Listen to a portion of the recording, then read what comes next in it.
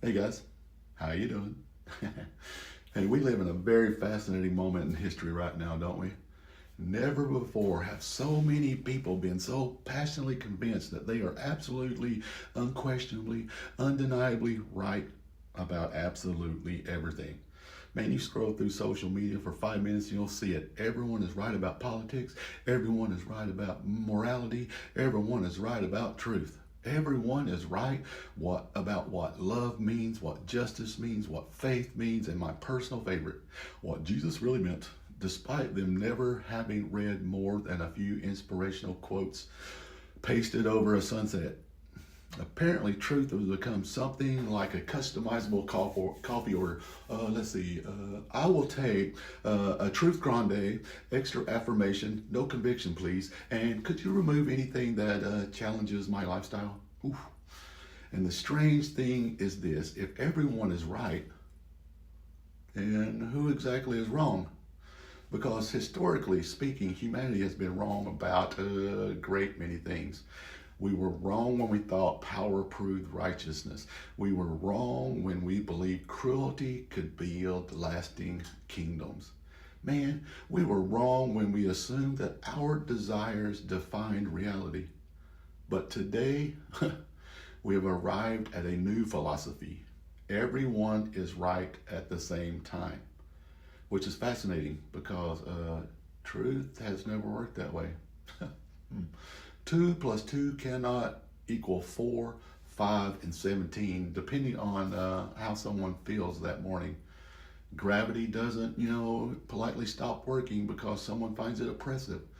Reality stubbornly refuses to bend to our opinions.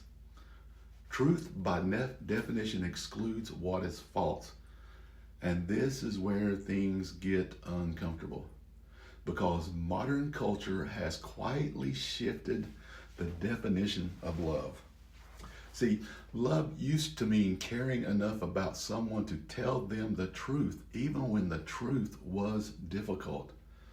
Now, love often means never disagreeing with anyone about anything ever again, which sounds wonderful, doesn't it? Until you realize that a world without disagreement is also a world without truth. Jesus had, Jesus had a habit of ruining the everyone is right philosophy. He said things like, enter through the narrow gate, not the wide gate where every idea is equally valid, but a narrow one that actually requires choosing a direction. He said, you will know the truth, and the truth will set you free, which raises an awkward possibility.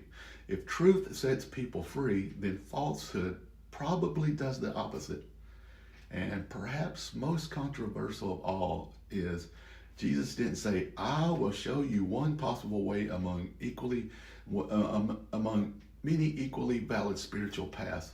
He said, I am the way, the truth, and the life. Not a truth, not your truth, not my truth, not one option on the spiritual buffet. The truth. Ooh. Now that sounds terribly offensive in a world where everyone is right, doesn't it? But consider the alternative. If everyone is right about everything, then truth disappears entirely.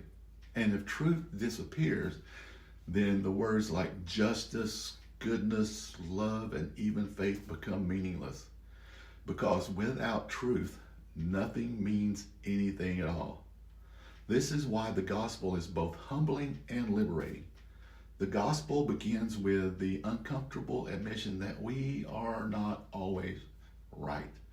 In fact, scriptures go further and says all have sinned and fall short of the glory of God.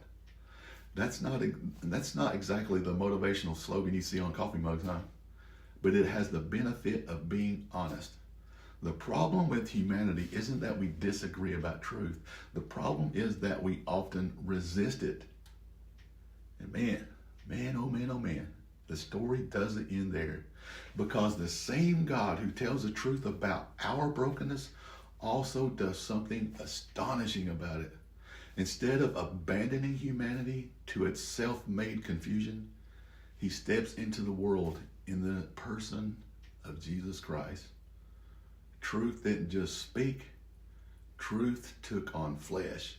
Truth walked dusty roads, touched lepers, confronted hypocrisy, forgave sinners, and ultimately went to the cross for people who were very confident they were right about everything, including the idea that he deserved to die. And then 3 days later, the resurrection happened, which, if true, changes the entire conversation, doesn't it? Because the resurrection doesn't merely present another opinion. It presents reality. Either Christ rose from the dead or he did not. Both cannot be true at the same time, no matter how politely we try to hold all possibilities together.